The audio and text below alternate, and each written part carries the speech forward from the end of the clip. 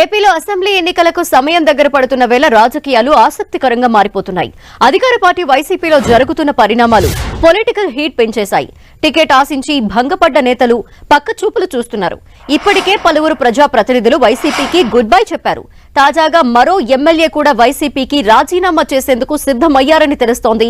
Penamaluru MLA Parthasarathi టీడీపీలో చేరేందుకు రంగం సిద్దం చేసుకున్నారు. ఆ పార్టీ అధినేత చంద్రబాబును ఇవాళ మధ్యాహ్నం 12 గంటలకు హైదరాబాద్ లో కలవనున్నారు. ఇప్పటికే టీడీపీ హైకమాండ్ తో పార్టీలో చేరికపై చర్చించారు. పార్థసారథికి నూజివీడు సీట్ ఇవ్వడానికి టీడీపీ అధినేత సిద్ధంగా ఉన్నారు. అయితే పెనమలూరు సీటే కావాలని పట్టుబడుతున్నారు పార్థసారథి. అధికార పార్టీలో పరిణామాలను బట్టి నిర్ణయం తీసుకునే దిశగా ఆయన ఆలోచన చేస్తున్నారు. ఇక పార్థసారథి నిర్ణయంతో వైసీపీ కూడా ప్రత్యామ్నాయ ఏర్పాట్లు చేసుకుంటున్నట్టు సమాచారం.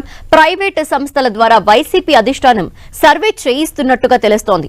పార్థసారథి పెనమలూరు నుంచి కాకుండా మచిలీపట్నం పార్లమెంటు నుంచి పోటీ చేయాలని వైసీపీ అధినాయకత్వం ఆదేశించింది. పార్థసారథి ఈ రోజు చంద్రబాబుని కలవబోతున్నట్టు తెలుస్తోంది. దీనికి సంబంధించిన డీటెయిల్స్ మా ప్రతినిధి జయరాజ్ అందిస్తారు. జయరాజ్, ధనలక్ష్మి మాజీ మంత్రి పెనమలూరు వైఎస్ఆర్సీపీ సిట్టింగ్ ఎమ్మెల్యేగా ఉన్నటువంటి కేపీ సారథి ఈరోజు 12 గంటలకి హైదరాబాద్లో తెలుగుదేశం పార్టీ అధినేత నారా చంద్రబాబు నాయుడిని కలవబోతా ఉన్నారు. దాదాపు ఆయన తెలుగుదేశం పార్టీలో చేరడానికి లైన్ క్లియర్ అయింది. నిన్న వైఎస్ఆర్సీపీ 3వ లిస్టుని ప్రకటించిన నేపథ్యంలో పెనమలూరు స్థానానికి జోగి రమేష్ మంత్రిని కేటాయిస్తూ అభ్యర్థిగా కేటాయించారు. దీంతో గత కొద్ది రోజులుగా పూర్తి స్థాయిలో అలకపోని పూర్తిగా పార్టీ మారతారనేటటువంటి సంకేతాలు ఇస్తున్నటువంటి సిట్టింగ్ ఎమ్మెల్యే పార్థసారథి ఇప్పుడు తెలుగుదేశం పార్టీలో చేరడానికి లైన్ క్లియర్ అయిపోయింది. ఆయన ఈరోజు మధ్యాహ్నం 12 గంటల హైదరాబాద్లో చంద్రబాబు నాయుడిని కలిసి ఏ రోజు జాయిన్ అవుతున్నారు, ఎంతమంది జాయిన్ అవుతున్నారు అనేటువంటి అంశానికి సంబంధించి వివరాలన్నీ కూడా చర్చించబోతున్నారు. దీంతోపాటు పార్థసారథి ముందున్నటువంటి 3 ఆప్షన్లు ఆయన రాబోయే ఎన్నికల్లో ఏ స్థానం నుంచి పోటీ చేస్తారనే అంశానికి సంబంధించి 3 ఆప్షన్లు ఆయన ముందున్నాయి. ఒకటి, ప్రస్తుతం ప్రాతినిధ్యం వహిస్తున్నటువంటి పెనమలూరు నియోజకవర్గం నుంచి పోటీ చేయాలా, లేకపోతే నూజివీడు నియోజకవర్గం నుంచి పోటీ చేయాలా. మరొక ఆప్షన్ ఉంది తెలుగుదేశం పార్టీకి, కైకలూరులో సరైన నాయకత్వం లేదు, అక్కడ ఉన్నటువంటి తెలుగుదేశం పార్టీకి అక్కడ స్థానం ఖాళీగా ఉన్నటువంటి నేపథ్యంలో కైకలూరు నుంచి పోటీ చేయాలా. ఈ 3 అంశాలకు సంబంధించి కూడా ఈరోజు ఒక క్లారిటీ రాబోతా ఉంది. అటు తెలుగుదేశం పార్టీ అధినేతను కలిసిన నేపథ్యంలో పార్థసారథి అయితే పెనమలూరు నుంచే పోటీ చేస్తాను, ఇక్కడ తనకి గణం చాలా ఎక్కువగా ఉంది, ఓటర్లతో అనుసంధానం ఉంది, గడిచిన 5 సంవత్సరాలుగా ఆ నియోజకవర్గాన్ని అంటిపెట్టుకుని అనేక అభివృద్ధి సంక్షేమ కార్యక్రమాలు చేపట్టాను, తన నియోజకవర్గం కూడా తన స్వగ్రామం కూడా ఆ ప్రాంతంలో ఉన్నటువంటి నేపథ్యంలో తనకు బంధుగణం కానీ అనుచరులు కానీ కేడర్ కానీ పెనమలూరు నియోజకవర్గంలో ఉంది, తప్పకుండా పెనమలూరు నుంచి గెలిస్తే మంచి ఫలితాలు వస్తాయి అనేటటువంటి అంశాన్ని గురించి కూడా ఇప్పటికే తెలియజేసినట్టుగా ఉంది. అయితే తెలుగుదేశం పార్టీ ఆయనకు ముందు 2 ఆప్షన్లు ఇచ్చింది, ఇప్పుడు 3 ఆప్షన్ కూడా ఇచ్చింది. నూజివీడు నియోజకవర్గంలో కూడా ఆయనకి ముందున్నటువంటి ఆప్షన్ ఉంది, కైకలూరు నియోజకవర్గం కూడా. ఈ 3ట్లో ఏ నియోజకవర్గం నుంచి రాబోయే ఎన్నికల్లో తెలుగుదేశం పార్టీ నుంచి పోటీ చేస్తారనే ఆప్షన్ని ఈరోజు ఖరారు చేయబోతోంది అధిష్టానం.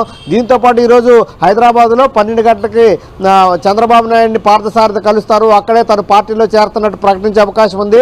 దీంతోపాటు ఈ నెల 18వ తేదీన రా కదలిరా యాత్ర గుడివాడలో జరగబోతుంది.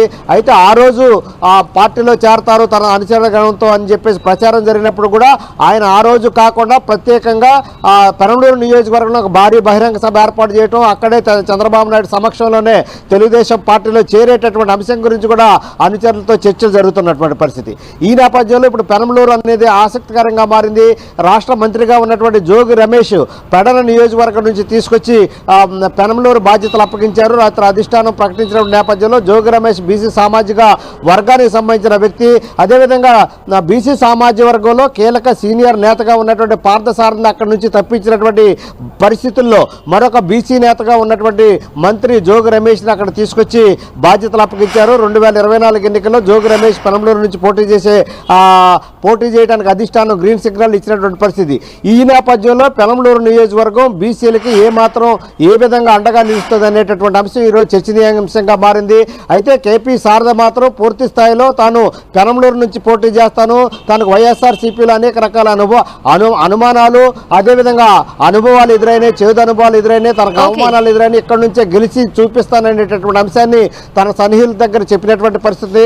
మొత్తం మీద ఈ రోజు 12 గంటలకి కేపీ సారథి ఏ రోజు తెలుగుదేశం పార్టీలో చేరతారు, ఏ నియోజకవర్గాన్ని ఎంచుకుంటారనేటువంటి అంశం 12 గంటలకి చంద్రబాబు నాయుడు కలిసిన తర్వాత తేలే అవకాశం ఉంది. లక్ష్మి.